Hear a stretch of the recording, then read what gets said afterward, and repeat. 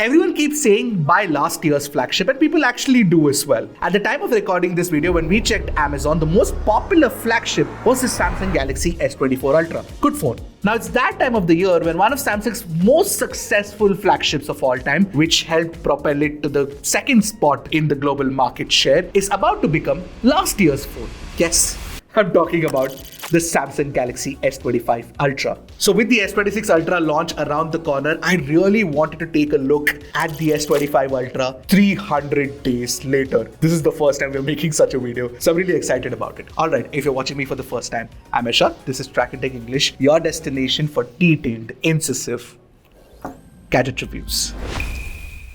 Now, if you saw my original video on the S25 Ultra, you know that I love the design, and that still holds true. The rounded corners and the boxy frame actually give it a solid in-hand feel, and I feel that it is definitely improved this year. And it's also only 8.2 millimeters thick, giving it the right amount of heft. It is quite balanced too. At 218 grams, it feels very comfortable to hold and use. The build quality is flagship grade, and the frame continues to be grade 5 titanium, which unlike other brands is much better. And we've been rocking this phone for months without a case, and the cosmetic wear is minimal. There are a few small nicks on the rails and a minor paint chipping on the top camera ring, but overall the body has been intact. And when you compare it to something like the iPhone 17 Pro Max, which actually uses aluminium this year, this is definitely better because the aluminium is denting on many people's phones, including mine, unfortunately. The display is protected by Gorilla Armor 2 and the back uses Gorilla Glass Victus 2. This is a very good combination, easily top of the line that you can get on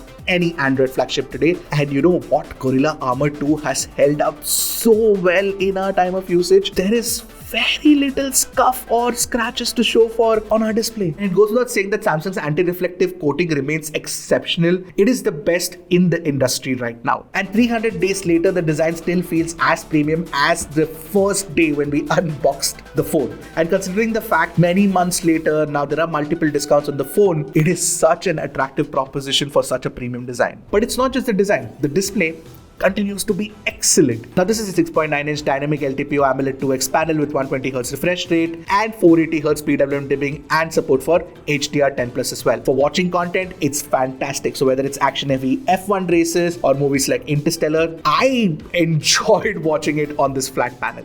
Of course, there is no Dolby Vision support on any Samsung phone, which includes the Samsung Galaxy S25 Ultra. And since this is an 8-bit panel, in certain HDR scenes, you will definitely notice some banding as well. But between the excellent color accuracy, the anti-reflective coating and the top tier brightness, the S25 Ultra still stands tall as one of the best displays on the market today, despite having launched at the start of the year. Now before I talk about the performance of the phone, I want to talk about certain improvements that I noticed compared to the Samsung Galaxy S24 Ultra. Now there are a couple of things that I want to talk about the S25 Ultra compared to the S24 Ultra is that the performance tuning has definitely improved. Because with One UI on the S25 Ultra particularly, it actually manages system resources better and preloads app data so that it can actually function faster, which is something that we are noticing. There's a much larger vapor cooling chamber now, which means that the heat dissipation is better and it actually offers better sustained performance in gaming compared to the S24 Ultra. Now here's one interesting thing. With the S25 Ultra, you got the LPDDR5X RAM type, but with the S26 series, Samsung is expected to actually introduce the LPDDR6 RAM type. Anyway, talking about performance with this Samsung Galaxy S25 Ultra, it's not the Snapdragon 8 Elite Gen 5 that you get, but it's Snapdragon 8 Elite for Galaxy. The Snapdragon 8 Elite Gen 5 could possibly come in the S26 Ultra. Now whether you're opening or closing apps, opening multiple browsers in the hopes of revisiting someday, or playing intensive games, everything runs absolutely well on the S25 Ultra. We really have no complaints. In fact, in Wuthering Waves with the S25 Ultra,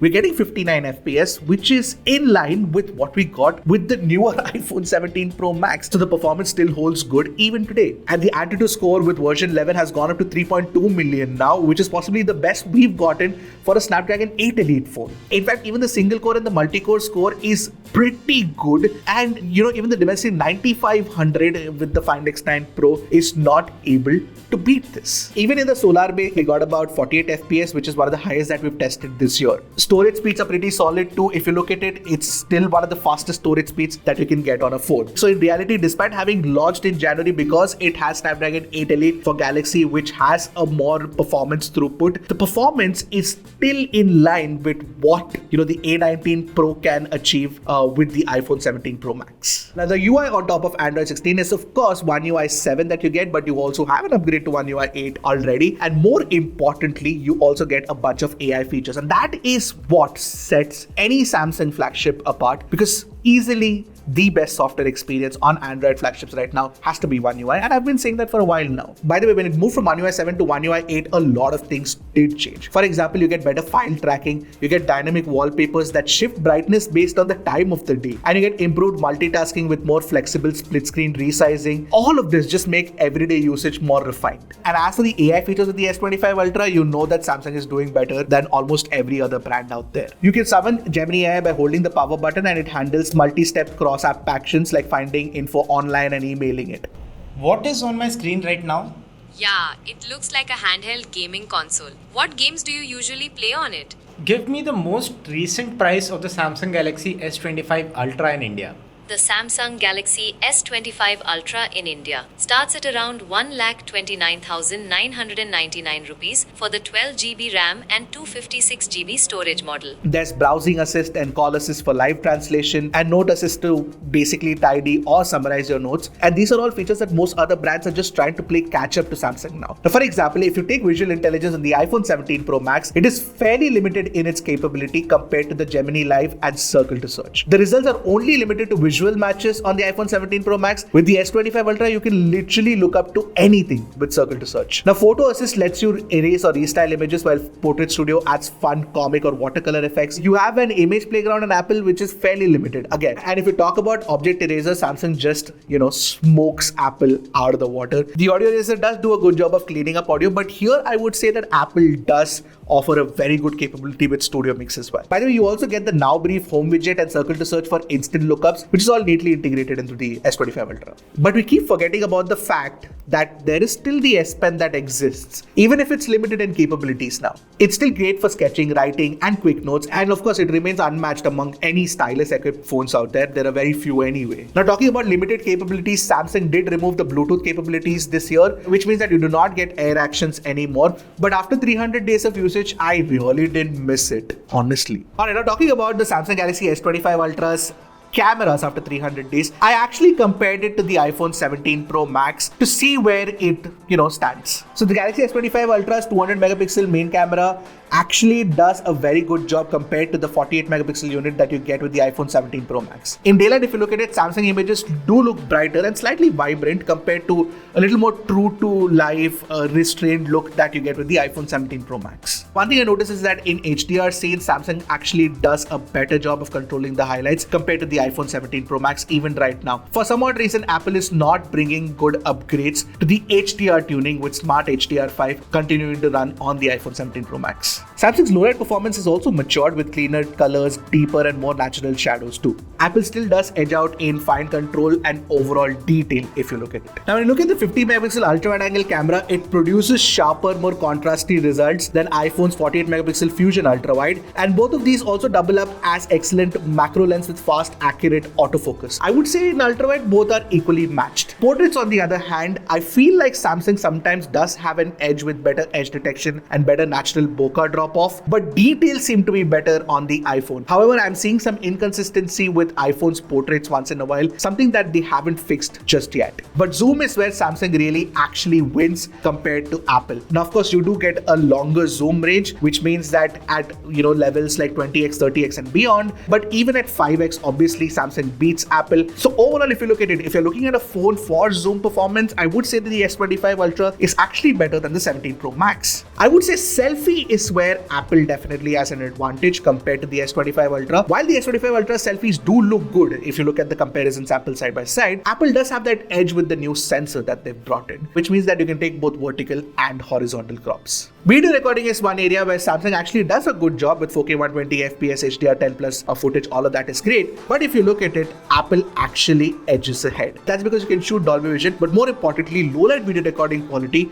is better on Apple. But if you want better zoom video quality, then I would say that Samsung does a better job than Apple in terms of details alone. Now, 300 days later, how has the battery life held up on the S25 Ultra? In fact, it's actually become better than day one. You get a 5000 mAh battery, you get 45 watt charging speeds, all that is great. But what we're constantly getting in our usage is about 1.5 days of stress-free usage. So you can expect anywhere between 6.5 to 7.5 hours of screen on time with the 5000 mAh battery on the S25 Ultra, depending on your usage. I feel like Samsung's algorithm actually does a very good job of trying to understand your usage pattern, learning it over a period of time, and improving the performance accordingly. As for the battery health, we actually ran diagnostics on the phone, and it's still in good health condition, so much so that we can actually use it for 2, 3, 4, 5 years without any stress. Alright, so 300 days later, should you still consider the Samsung Galaxy S25 Ultra? Well, the answer to that is quite complicated as it is simple. In raw value, even in current discounted prices, the S25 Ultra is a fantastic flagship even today. It's a complete Android flagship. You get a great display, you get a premium design, you get possibly the best software experience out there, a great set of cameras, really good battery life, and yes, just that Samsung premium feel through and through. But with the S26 Ultra, it just might make more sense to just wait because A, you could want to own the S26 Ultra for a higher price, or B, the S25 Ultra could actually go down even further in prices, making it an even sweeter deal. So yeah, this is one of those rare phones that really stands the test of times. Even 300 days later, it feels like a very, very good 2025 flagship. So yeah, this is one of those very few Android flagships in particular, bug-free to use, and has held up well in our time of usage, especially 300 days later. So it's an easy recommendation from us if you're considering it right now. I'll see you guys in the next one. Until then, keep tracking and stay safe.